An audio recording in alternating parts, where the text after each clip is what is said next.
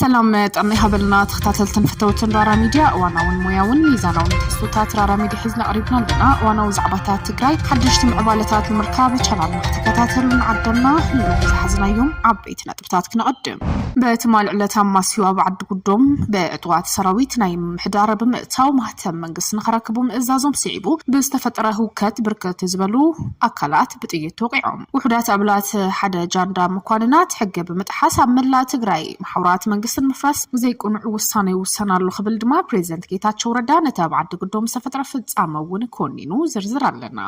ፕሬዝዳንት ጌታቸው ረዳ ሐላፍ ቢሮ ሰላም ጸጥታን ትግራይ ነዝነበረ ጀነራል ፍስሐ ኪዳነ ፍስሐ ማንጁስ ካብ ዝነበሩ መዝነት አልዒልዎ አዛዝ ግንባር ደቡብ ሜጀር ጀነራል ዮሐንስ ወልደ ጆርገስ ጆን መዲድ አዛዝ ግንባር ሰሜን ምብራቅ ሜጀር ጀነራል ማሾ በየነ አዛዝ ግንባር ምዕራብ ጀነራል ምግበይ ኃይለ ካብቶም በሶን ምሻት ካብ መዝነቶም ክልዓሉ ዝተነገሮም አዛዝ እንትኾኑ ካብ መዝነቶም ዝልዓሉ ዘሎ ጀነራላት ወን ናወስኹ እዮም አበ ዝሓለፉ መዓልታት ሐላፍ ጸጥታ ሰላምን አይተ ኪዳነ ገብረ ጻድቅ ንኣሳት 4 ሰዓታት ተኣሲሩ زوعدا تخون حزب ما مكتل محدار وردا سامرة منبر سلومن امباي كبدا تمال مشات تعفين توسيدو زبلون قد عزلعلو في الصامتات كندسو سينان ختكتاتلون عدمنا نابزرزروم كنبل تمال ماسيوا بعد قدوم مقال عدقات سراويتنا بمحدار بمئتساو مهتم منقص نخركبو مئزازوم سعيبو بستفتره كاتحا مشتبطيت كامستوقعو قابزي دماتهم كلتنا بعيدر مقالا ريفر هوسبيتال كامزتال أخو محدار زبا دبو مبرق أفليت اللوم وانا محدار زبا دبو مبرق ايتا تسقاي قبرت خلا كامزبلو كابيني محدار عد قدوم أخي بحيزو من دخلو قلاستال أخو عدقات سراويت تقراي نفتا أخي باب مئتاو مهتم من مفتحنة بيت صحفات كركبو كامستحاتتو أين ركبن مبالو مسعيبو دما رومتا تخصي كامستخفتو قليزوم بزخفتو تخصي كل تابعصوم حدا أب أفلبو حدا دما بحقو حدا دما بأقرو بدمر حموشتت إيت كامستوقعو كالوت برقات نزبلو بباتر بمقطقات دما قودعات تدحر مبزحنا عبلات كابينيا باترولات تزعينوم كامزو سدوم زاقيد كن حلواتهم كم زي تفلتقون يحبرون عبا منقوتهم بتأيت استوقعوتهم كلتنا بريفرال هوسبتال عيدر كامزتال أخو سحبراي تسقاي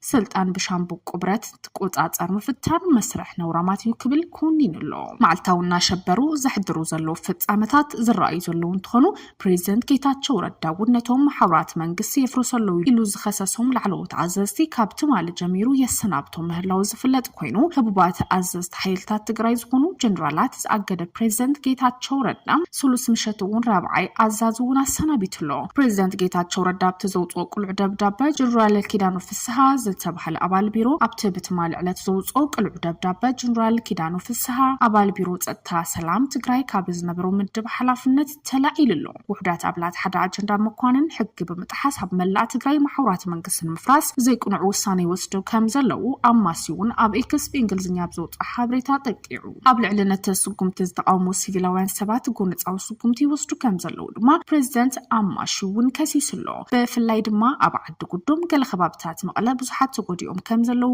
ኣብ ሓስት ስምምዕነት ፕሪቶሪያ ኩነታት ከይ ዓረጋ ካለው ንሱጉምቲ ናይቶም ኣዝ ሰራዊት ደው ከብልዎ ጸዊዑ ኣብ መንጎ መሪሕነት ትግራይ ካብ ዝምዕብል ዝሓገ ወጥረን ስጋዓታትን ጸጥታን ንብዙሓት ተቅድም ልዕሊ 2 ዓመታት ዝነበረ ሕሰም ከዘኻኽሩ ጀሚሩሎ ኣብቲ እዋን በቲ ካብ ፌደራል መንግስቲ ዝተደፍአ ዶክተር ደብረጽዮን ገብረ ሚካኤል ዝመርሖ ክልላዊ መንግስቲ ትግራይ ምስ ፌደራላዊ መንግስቲ ዝነበሩ ምትህላኽ ንዑ ስዒቡ ዝመጹ ኩናት ጥሜት ሞት ሰለማውያን ሰባት ናይ ቀረባ ዝኽርዩ ኣብዚ እዋነቶም ኣብ ክልተ ተገሚዖም ብኣዋጅ ዕልዋ መንግስቲ ብሄራዊ ክሕደት ክካሰሱ ዝጸንሑ መራሕቲ ትግራይ ሓደ ክንፍ ሕወሓት ነቲ ካልእ ሕጋዊ ኣፍልጦ ብምኽላእ ኣብ ልዕሊ ህዝቢ ልዑል ሽበራ ናብ ዝፈጠረ ምስሕሓብ ኣእትዩ ይርከብ ፕሬዝዳንት ግዜያዊ ምሕዳር ትግራይ ጌታቸው ረዳ ንገለ ዕግርግር ንምፍጣር ይንቀሳቐሰሉ ዝበሎም ላዕለዎት ኣዘዝቲ ግንባር ሓይልታት ትግራይ ዝኣገደ ብምዃኑ ብደብረጽዮን ገብረ ሚካኤል ዝምራሕ ክንፍ ሕወሓት ድማ ኣይተ ጌታቸው ረዳ ፕሬዝዳንት ነበር ከም ዝኾነ ብምግላጽ እዚ እገዳ ሕጋውነት ዘይብሉ ተግባራዊ ክኸውን ዘይኽእል ከበለ ተቃዊምዎሎ እዚ ምልልስ ቃላት ሃፈፍ ከይበለ ዶሚ ኣብ ሰዓታት ረፋድ ኣብ ዞባ ምብራቕ ትግራይ ነተኣዘዝቲ ሰራዊት ዝመርሕዎ ምንቅስቃስ ስዒቡ ቤት ጽሕፈት ከንቲባ ከተማ ዓዲግራት ካብ ቁፅጥር ወጻኢ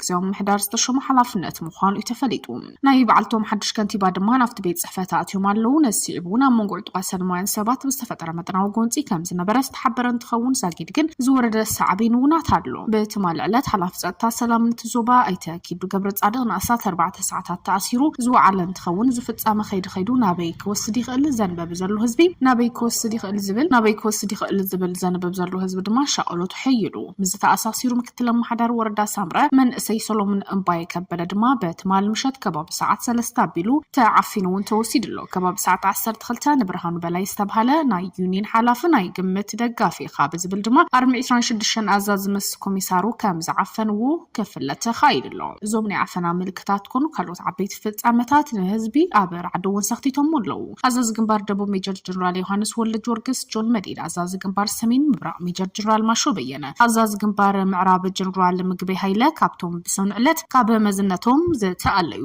አካላት እንትኾኑ ካብቶም ካብ መዝነቶም ዘተላዕሉ አካላት እንትኾኑ ሰነገሮም አዘስቲ ካብ መዝነቶም ሰላዕሉ ካብ መዝነቶም ክላዕሉ ሰነገሮም አዘስቲ እንትኾኑ ትግዚያው ናይ እግድ ደብዳቤ ሓደ ዓይነት ትሕዝቶ ዘለዎ እዩ ካብ ናይ መንግስቲ ውሳነ ወጻኢ መላ ህዝቢ መንእሰይ ናብ ዕግርግር ሓይልታት ጸጥታ ናብ ሕድሕድ ጎንጽ ዘእቱ ኮታስ መላ ህዝቢ ናብ ዘይወጹ ዓዘቕቲ ዘእቱ መንቀሳቐስ ድማ ምግባር ምዃኑ እንትሕበር ናይቲ ቦግዒ ኣብ መንግስታዊ ማዕኸናት ዜና ትግራይ ዝወጡ ዘሎ ቁልዕ ደብዳቤታት ናብ ሓላፍ ቢሮ ጸጥታ ላዕለዋይ ኣዛዚ ሓይልታት ትግራይ ሌተናል ጀነራል ታደሰ ወረደ ከም ዘተላኸውን የመላኽታ በዝሓለፈ ወርሒ ጥሪ ዞም ሰለስተ ኣዘዝቲ ግንባራት ዝርከብዎ ብዙሓት ላዕለዎት ኣዘዝቲ ከኢል ነቲ ብዶክተር ደብረጽዮን ገብረ ሚካኤል ዝምራሕ ወገን ሕወሓት ከም ዝድግፉ ኣብቲ ግዜያዊ ምሕዳር ትግራይ ምትዕራይ ክግበር ከም ዘጠልቡ ድሕር ምግላጾም ኣብ ትግራይ እውን ልዑል ወጥሪ ሰፊኑሎ بمقطع الون تبلو معلت سفتصم خصات سعيبون سراويت تግራይ بزيوكلو ኣብ ድሕረትን ጸፈኝነትን ዝተሸጎጡ አካላት ናትና ብዝብሉ ውዕጥቋት ጉጅለ ተዓጅቦም ምሕደራው ግልጋሎት ንዝውህብ ዘሎ እዮም ምሕዳር ከተማ ዓድግራት ንመንግስታዊ ማዕጾ ሴሮም ንህዝብ ዘቆጣዕ ፋሉ ተግባር ከም ዝፈጸሙ ድማ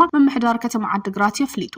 ምሕዳር ከተማ ዓድግራት ኣብ ዘዘርግሑ መግለጺ ሓሳብ ዝወድእ ሓይሊ ሻምቡቆ ብረት ከም መሳርሕ ንመዓወት ክቱር ባህጊ ጻመ ስልጣን ወላ እንተገበረ ካብ ማዕጾ ምስባር ሓሊፉ ግን ዘምጽኦ ለውጥ የለን ይብል በመቀጻል እውን ኣብ ዋናው ጉዳይ ኩነታት በመጻለውና በዋናው ጉዳይ አመልክቱ ምሕዳር ከተማ ዓድግራት ዝተውሃበ መግለጽ ከም ዘመላኽቶ መጋቢት 2017 ዓመተ ምህረት ኣብ ምሕዳር ከተማ ዓድግራት ከለላ ስልጣን ወይ ድማ ሞት ምስብል ፍንጫል ጉጅለ ይኩነን ካብ ትግራይ ዘርኢ ዘለዎ ፍጡር ካብ ባዕዳው አካል እውን ዘይተጽበዮ ኣረምናዊ ተግባር ከም ዝተፈጸመ ነቲ እንግዳ መድሕን ህዝቢ ዝኾነ ሰራዊት ትግራይ ብዘይውክሉ ኣብ ድሕረትን ጽንፈኝነትን ዝተሸጎጡ አካላት ናትና ብዝበል ውዕጥቋት ጉጅለ ተዓጅቦም ምሕዳራዊ ግልጋሎት ዝውሃበሉ ቤት ዕዮም ምሕዳር ከተማ በረሰይሮም ነህዝቢ ዘቆጣዕ ፋሉ ተግባር ከም ዝፈጸሙን እዞም አካላት ኣብ ዝኾነ ቦታ እውን እንትኾነ መዝነታሉ እንተባሂሎም ህልውና ህዝቢ ሓርበኛ ስራ ኣይግድዶምን ይብሉ እቲ ዝፈጸሙ ዘቤታው ባዕዳው ተግባር መላ ህዝቢ ሰራዊት መንእሰይ ክኹነን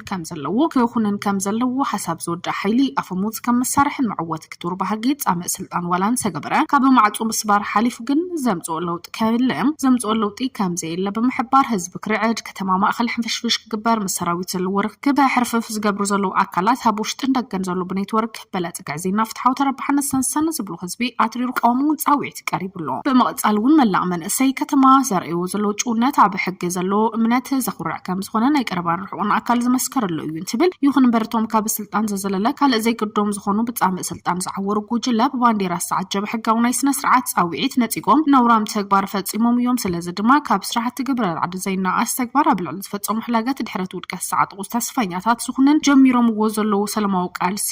ከበራኽቱ ከቐጽሉውን ጸዊዖም ይውክልን እዮም እሞት ብሎም ዕጥዋት ማዕጾ ብምስባር ዝኽበስ ኮነ ደው ዝብል ቃልስን ለውጥን ከም ዘየለውን ተሓቢሩ ዘለዎ